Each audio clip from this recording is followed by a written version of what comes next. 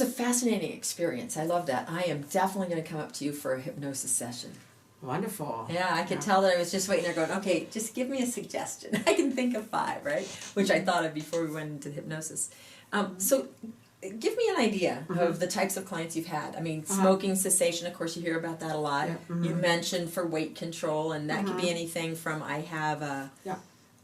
what are the various reasons that someone might put on weight that you can deal with in hypnosis? Let's go there. So put on weight. So there usually when people eat because they are bored, or they just walk up to a pantry and eat and things like that, usually have a deeper cause than just habit of eating.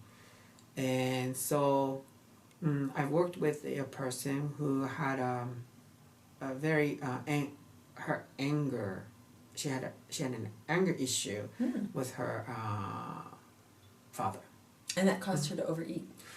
Yes, that's how we started the session without any expectations. Oh, okay. And then I suggested her to her subconscious mind to take her back to okay. First, I suggested her to just go back to the last time she was overeating. Okay, and then she was like, okay, this was a couple weeks ago or something. I don't remember exactly. But anyway, then she remembers how she felt when she was doing that. Then I asked her to follow that feeling back to when she first felt that way.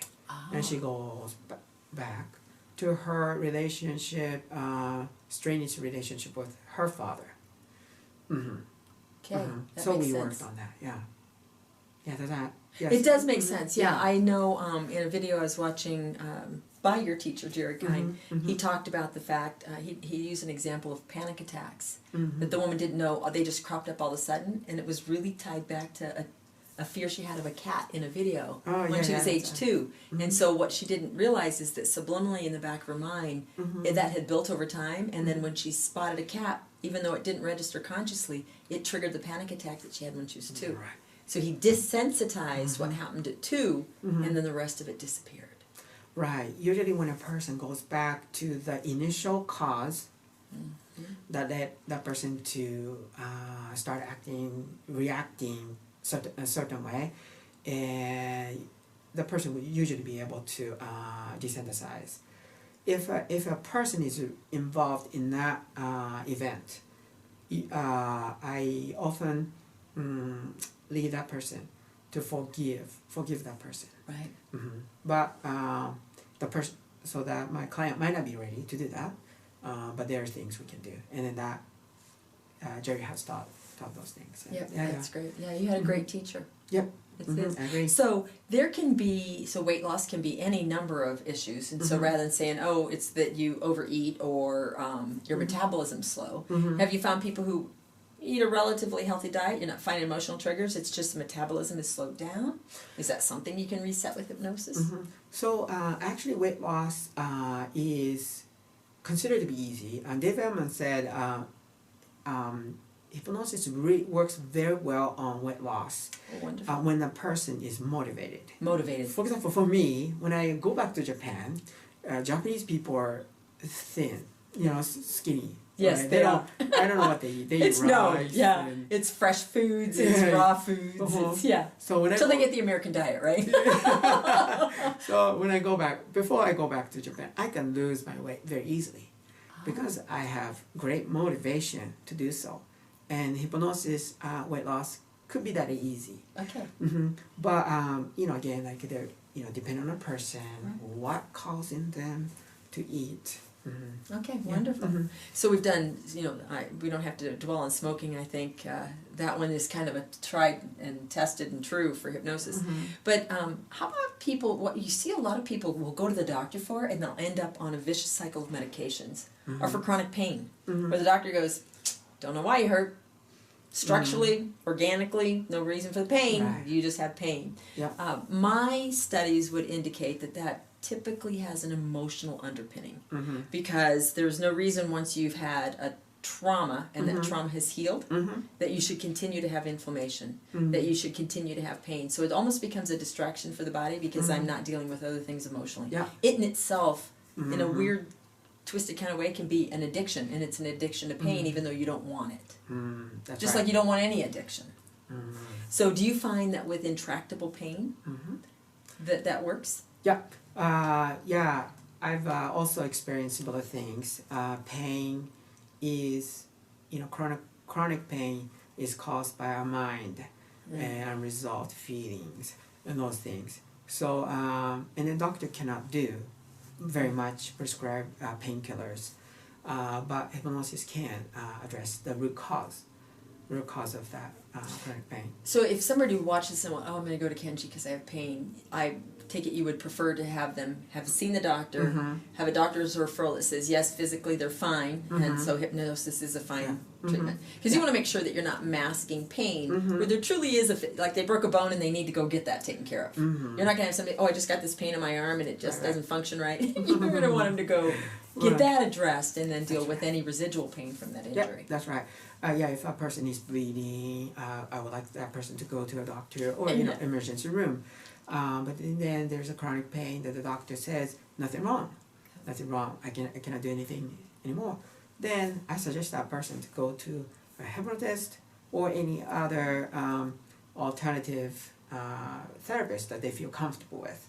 I like hypnosis because hypnosis is something we can direct people to the cause by using words, and then it's really step by step. You can actually see results very quickly. So yeah, I like hypnosis. That's wonderful. Yeah. Now, do you ever teach your clients how to do self-hypnosis? Yes, I do. I've taught self-hypnosis classes. Oh. So usually I spend a lot of time talking about what hypnosis is. Like we did in the first video, hypnosis is not mind control. Hypnosis is a natural state, and and those things. Hypnosis is bypassing of a critical factor of a conscious mind in establishing selective and appropriate thinking. And that's what a spiritual experience does for you as well, correct?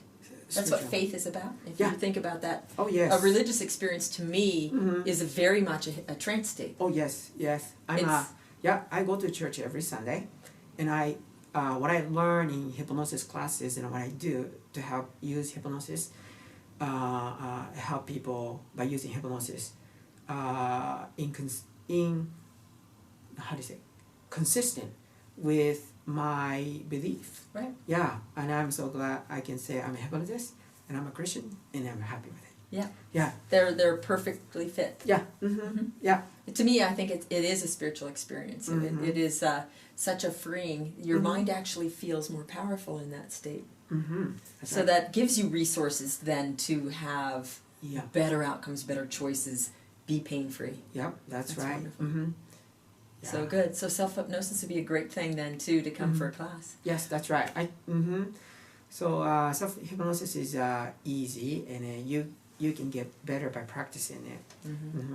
You can use self-hypnosis to give yourself affirmations. Oh, that's powerful. You can make it more effective than just saying affirmations. Well, that's great. We may have to come tape you at one of your self-hypnosis classes, give people a little intro to what you teach in a class. Yeah, that'll be good. So if you'd like to talk with Kenji, if you'd like to come in for a session for hypnotherapy, are they typically an hour? 1.5 hours. 1.5 hours to allow time for the pre-talk and then the actual session. Yeah. How would I contact you? Okay.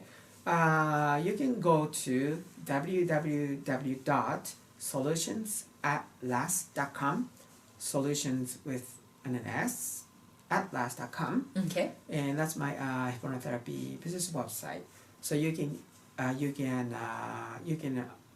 know what hypnosis is and how my session goes usually, and also the rate is on the website. Wonderful.